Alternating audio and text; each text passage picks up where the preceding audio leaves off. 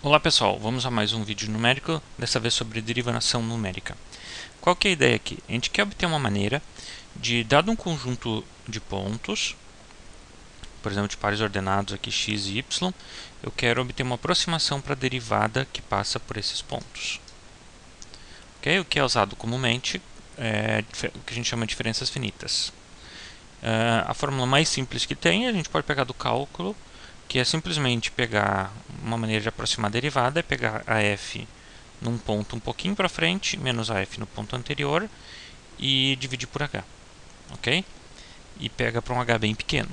Claro, aqui em numérico a gente vai ter que tomar cuidado para a gente não quer que h vá para zero, porque um h muito pequeno aqui vai fazer com que esses números fiquem muito próximos e eu vou ter um erro de cancelamento catastrófico. Mas isso aqui pode servir como uma aproximação para a derivada. Okay? Se a gente fizer um exemplo aqui, vocês calcularem, por exemplo, cosseno de 1 mais h menos cosseno de 1 sobre h e montarem a tabela com as derivadas, com essa razão aqui, para diferentes valores de h, vocês vão ver que os valores que eu obtenho são esse aqui. E se eu faço isso menos o valor exato da integral, da derivada, né, eu tenho que o erro é dado por essa expressão. A gente consegue ver que o erro vai ficando cada vez menor, né? Que é o que tem nesse gráfico aqui. Quanto menor o h, que o eixo está indo para cá agora, ou o eixo continua indo para cá, só que aqui está decrescendo. 10 na menos 1, eu consigo esse erro. 10 na menos 3, eu consigo esse erro. 10 na menos 5, esse erro. A gente vê que quanto menor o h, mais próximo eu fico de zero o meu erro, né? Só que de repente começa a aparecer uma coisa estranha aqui na frente. Ou seja, a partir de um certo momento, começa a aparecer os erros de ponto flutuante. É o cancelamento catastrófico que começa a agir, né? Mas a ideia é, vou para um h pequeno o suficiente para que meu erro seja pequeno, tão pequeno quanto eu queira aqui. Ok? Para mim, uma maneira de obter essas fórmulas é usar a série de Taylor. Você pegar simplesmente a série de Taylor de f de x mais h mais f de x é igual a f de x0, mais h f' mais h ao quadrado f duas linhas e assim por diante, e isolar o termo para f', passo isso para lá, divido por h, chego nessa expressão. Aqui está a derivada de ordem 1, né? A diferença progressiva que a gente chama. E esse termo que está aqui, o h ao quadrado, esse h passou dividindo e sobrou um termo de ordem h aqui. Esse aqui é simplesmente o erro de truncamento, que vai ser da ordem de h na 1, que é isso que a gente chama, por isso que a gente chama que essa derivada aqui vai ser uma derivada de ordem 1. Ok? Eu poderia ter feito com f de x menos h e eu teria a diferença regressiva. Também vai dar um método de ordem 1.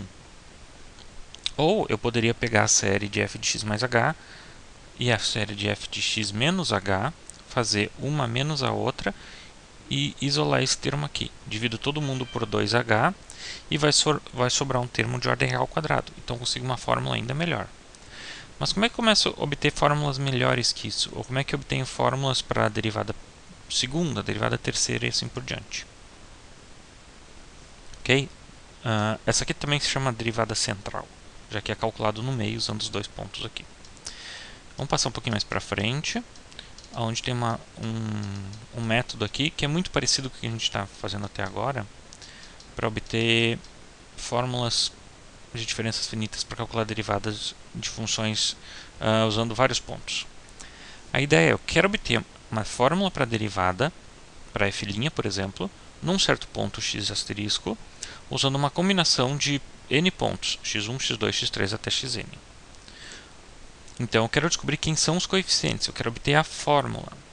Para obter a fórmula, o que eu posso fazer? Eu faço assim, eu quero que esta fórmula que eu estou procurando, eu quero que funcione para a função base φ1 igual a 1. O valor exato da derivada de 1 em x asterisco é 0. E se eu usar essa combinação linear, vai ser c1 vezes 1, mais c2 vezes 1, mais c3 vezes 1, mais cn vezes 1. E eu faço isso para todas as outras funções da base, para a função x, para a função x quadrado, para a função x ao cubo, e vou indo assim em diante, até que eu complete o sistema. A derivada exata de x em x asterisco é 1, ainda não depende de x asterisco. A derivada exata disso aqui, de x ao quadrado, é 2x, que calculado em x asterisco dá 2x asterisco. A derivada exata de x ao cubo, 3x ao quadrado, e assim por diante. O que aparece do lado direito? Aparece essa combinação linear aqui para a função x, para a função x quadrado, para a função x cubo e assim por diante. Para x é x1, x2, x3 a xn. Para x quadrado, x1 quadrado, x2 quadrado, x3 quadrado até xn ao quadrado. E assim por diante. Até que eu tenha um número suficiente de equações para poder resolver o sistema. Quantas incógnitas eu tenho que descobrir? Tenho que descobrir n incógnitas, que são C1 até Cn. Então eu vou precisar n equações, né? Começando com essa aqui que é a primeira, vou terminar na equação que tem o x na n-1. Ou seja, é esse o sistema que eu tenho que resolver, que é muito parecido do sistema para encontrar uma regra de quadratura, que é muito parecido com o sistema para encontrar um método de passo múltiplo. O que realmente muda aqui é os pontos que eu estou calculando, né?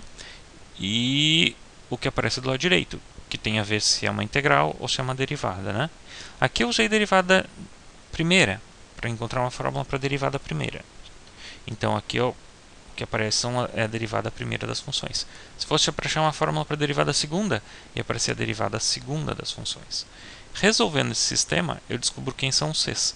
Quem são os c's que tem que entrar na fórmula aqui para ter uma expressão para a derivada que eu estou procurando. Ok? Ó, o caso mais simples, um caso bem simples aqui como exemplo. Eu quero obter uma fórmula para calcular a derivada primeira usando os três pontos, um em 0, um em menos h e um em h. E eu quero uma fórmula para calcular exatamente no meio aqui, para calcular em x asterisco igual a 0. Ou seja, eu quero uma fórmula que seja uma combinação linear de f1, f2 e f3. Aplicando esta fórmula aqui nas três funções da base, 1x e x², eu obtenho que a derivada de 1 dá 0, a derivada de x dá 1 e a de x² dá 2x, que em 0 dá 0.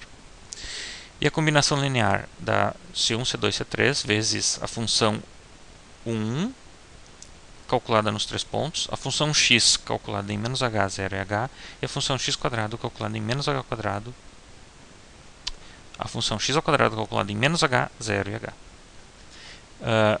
Cheguei no sistema 3×3. Se eu tomar cuidado aqui, eu posso ver que este h passa para cá dividindo, esse h dá para dividir por h, toda a terceira equação também, dividir por h². Eu consigo de alguma forma que esses termos que estão aqui em h passem todos para o lado direito da equação. Ok? Ou se eu resolver com eles com h aqui também não tem problema. Mas se o sistema fica muito grande, eu posso querer botar no Scilab, então é melhor passar o h para o lado direito. Resolvendo esse sistema aqui, a solução é menos 1 sobre 2h, 0 e 1 sobre 2h.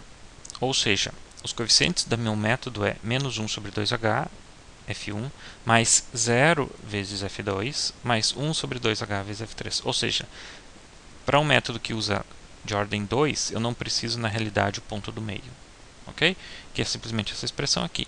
Que se eu voltar um pouquinho atrás, é novamente a regra para a derivada central da função. Ou seja, uma maneira de aproximar a derivada primeira é calcular f em x mais h, menos f em x menos h e dividir por 2h. Ok? E com isso eu consigo obter fórmulas maiores também.